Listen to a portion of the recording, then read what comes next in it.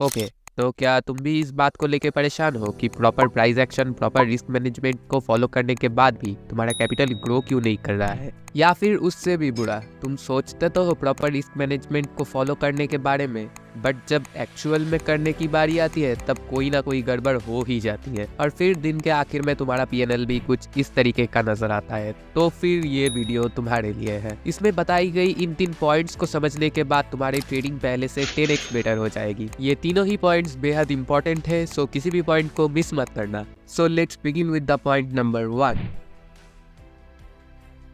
देखो, अगर तुम मार्केट में किसी से भी जाके पूछोगे कि आइडियल रिस्क रिवॉर्ड कितना मान के चले, तो उनमें से ज़्यादातर लोग तुम्हें यही सजेस्ट करेंगे कि 1:2 इज़ बेस्ट, जो कि ज़्यादातर केस में सही भी है, क्योंकि अगर तुम्हारा विन रेट 50% भी रहा तो भी ओवर 100 ट्रेड्स तुम प्रॉफिट में रहोगे। बट इधर एक कैलकुलेशन फ्लॉ है जिसको अगर तुमने नहीं समझा तो कोई भी रिस्क रिवॉर्ड तुम्हें बचा नहीं सकता। फॉर एग्जाम्पल, मान लो दिन के तुम 2 ट्रेड लेते हो, trade A and trade B. अब दिन के शुरू में तुम जो पहला ट्रेड लेते हो उसमें तुम्हारा प्रॉफिट हुआ, मान लो 500 का। अब कुछ देर बाद दिन के सेकेंड हाफ में तुम्हारा ट्रेड बी का सेटअप बनता है। अब जो ट्रेड बी है उसका प्रॉफिट पोटेंशियल है 1000 का एंड लॉस होगा 500 का, 1:2 रिस्क रिवॉर्ड के हिसाब से। अब तुम मुझे सोच के बताओ, तुम्हें ये ट्रेड लेना चाहिए या नहीं? मैं आशा करता हूँ तुम सबने अपना अपना आंसर सोच लिया होगा एंड द आंसर वाज नहीं। देखो, बहुत ही सिंपल है।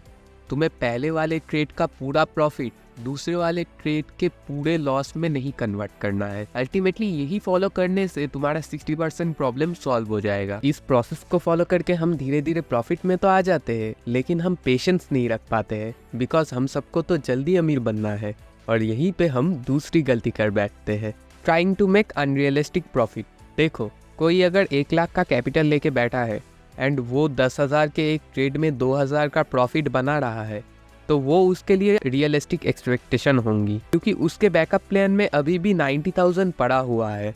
बट वही 2,000 का प्रॉफिट अगर तुम बनाने जाओगे तो वो तुम्हारे लिए अनरियलिस्टिक एक्सपेक्टेशन होंगी, बिकॉज तुम्हारा टोटल कैपिटल ही है 10 से 15,000 का। बट हम क्या सोचते हैं मालूम है, कि अगर वो कर सकते हैं तो हम क्यों नहीं।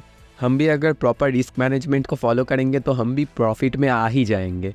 बट ऐसा नहीं होता, बिकॉज एक लूजिंग स्ट्रीक एंड तुम्हारे कॉन्फिडेंस एंड कैपिटल का डी एंड।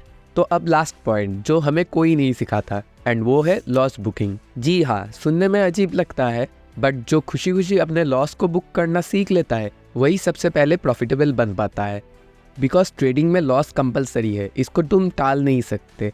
बस फ़र्क इतना है कि अगर तुम अपने एसएल पे अपने लॉस को बुक करना सीख लेते हो तो तुम्हारा लॉस कैलकुलेटेड रहेगा, वरना तुम जानते ही हो क्या होगा।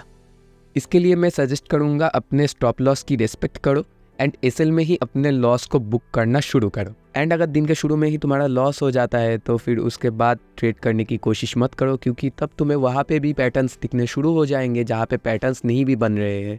ऐसा मेरे साथ भी बहुत बार हुआ है। वैसे तुम लोग कमेंट करके बताना तुम में से किस किस के साथ ऐसा पहले भी हुआ है।